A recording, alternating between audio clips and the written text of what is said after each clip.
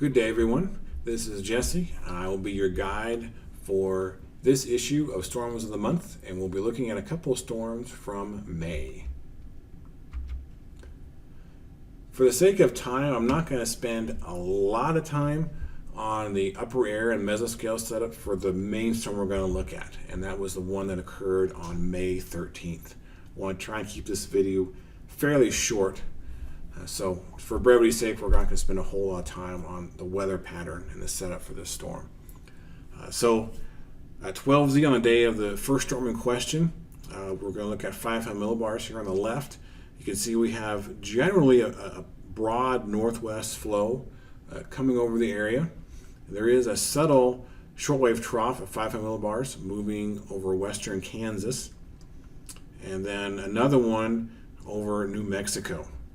Moving down to 700 millibars on the right, you can see a shortwave trough a bit better defined over eastern Colorado, and that trough actually moved east fairly slowly through the day across the forecast area and helped spark the supercell we'll be looking at later on.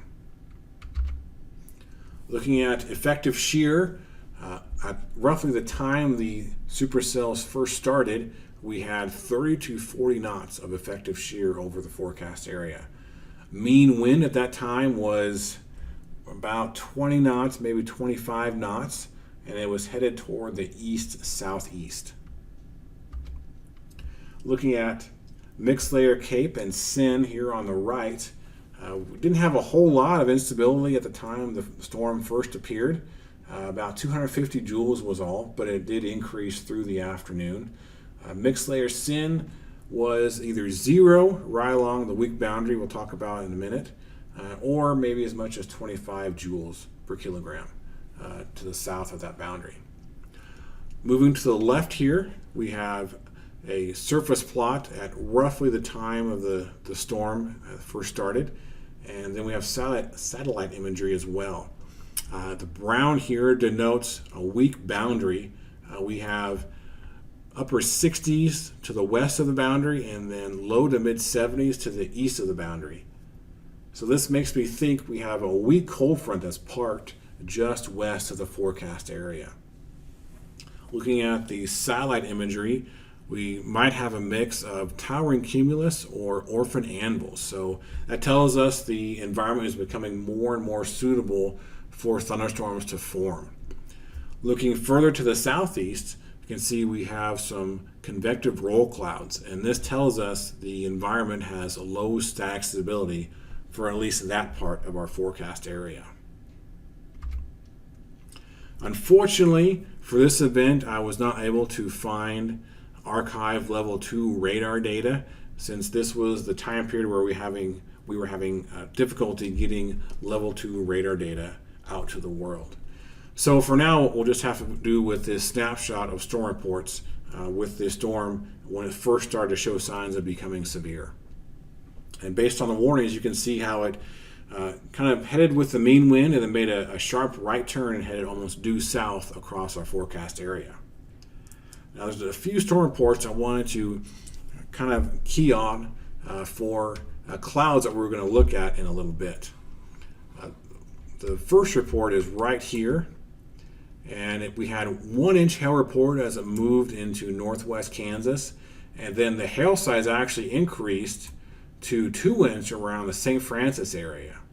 So kind of keep that in mind as we look at the clouds on the next slide.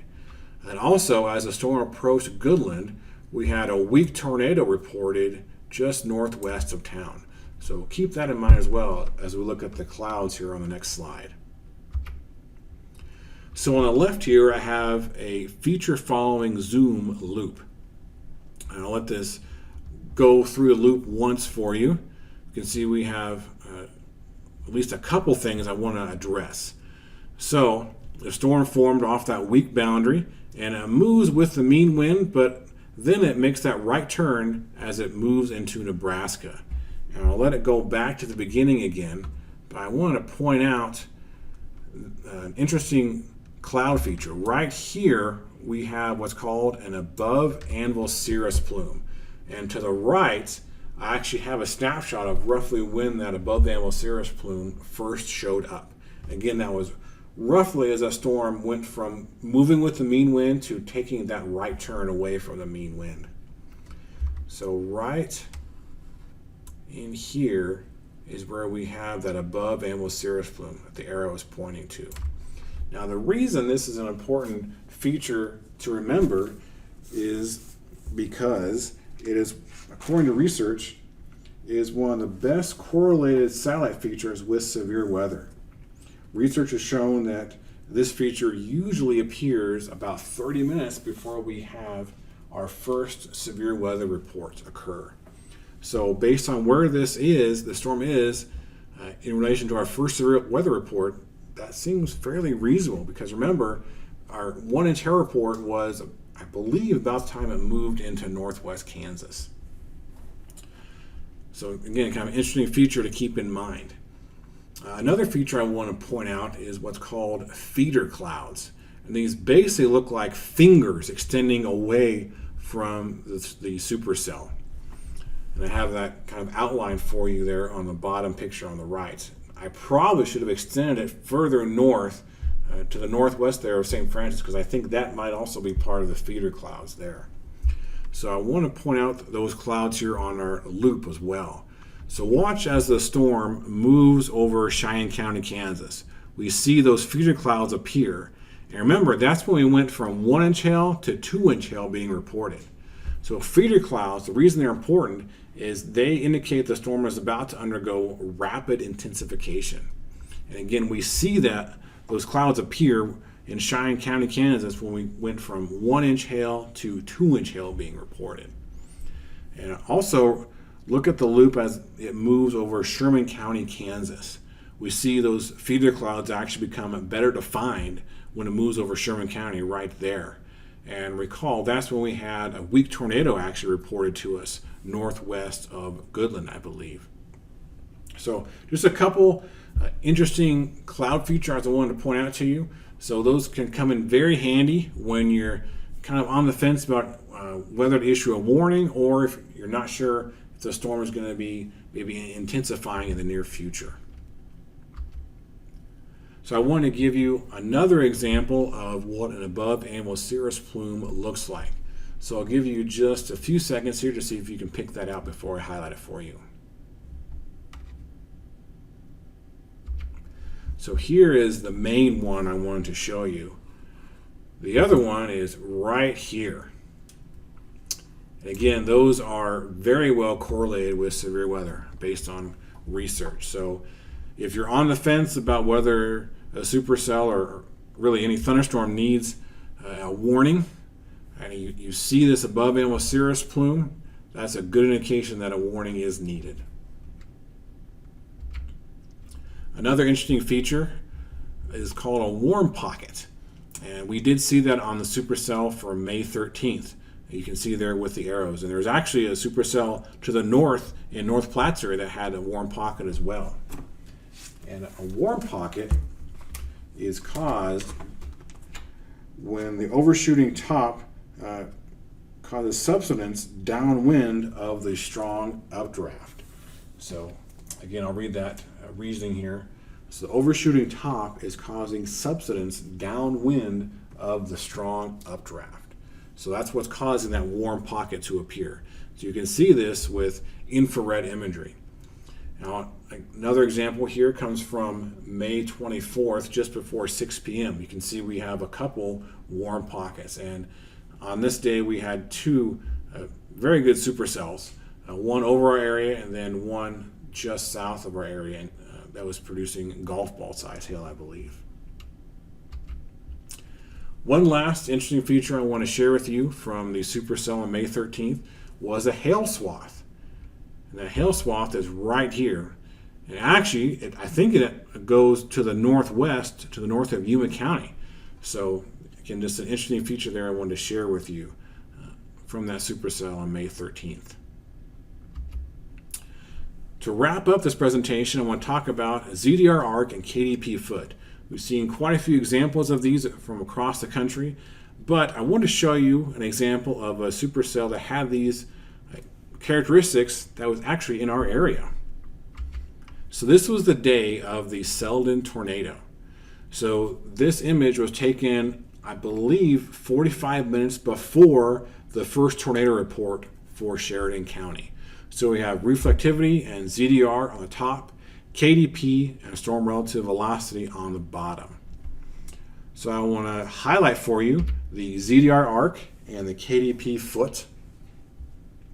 So once we've established that, we now need to figure out where is the center of these two features. So the white dot is the center of the ZDR arc, and the black dot is the center of the KDP foot. The black arrow denotes basically the general motion of the thunderstorm at this time.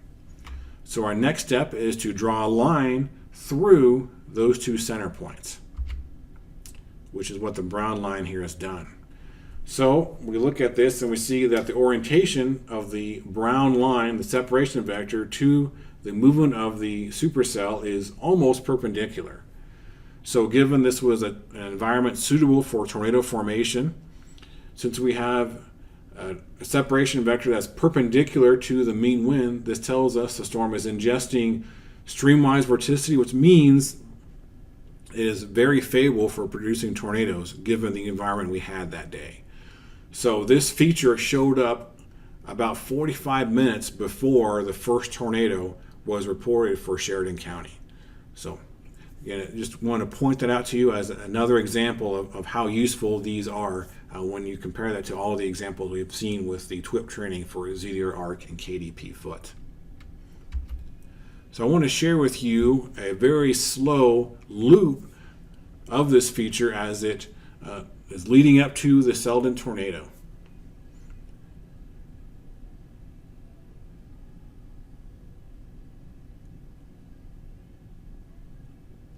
So it's kind of interesting to see the KDP foot really didn't move around much with this loop or during the loop, but the ZDR arc kind of does. You can see it there. It's just near Rexford, and then it was between Rexford and Selden, and then we see it near just north of Selden actually. So it kind of comes and goes during this loop. So that kind of told me when I'm looking at the ZDR arc and warning operations to not expect it to remain in the same part of the storm, kind of like the KDP foot did here. You know, it might come and go. When you're on the warning desk and you see that ZDR arc maybe shifting around a little bit, you know, don't lose confidence in what it's telling you. That it's still saying that the storm is ingesting streamwise vorticity, even though it might be moving around just a little bit on the forward flank of that supercell. Well, that's all I want to share with you for this video. Thanks for your attention and your time viewing it. If you have any questions, please see myself or Jeremy.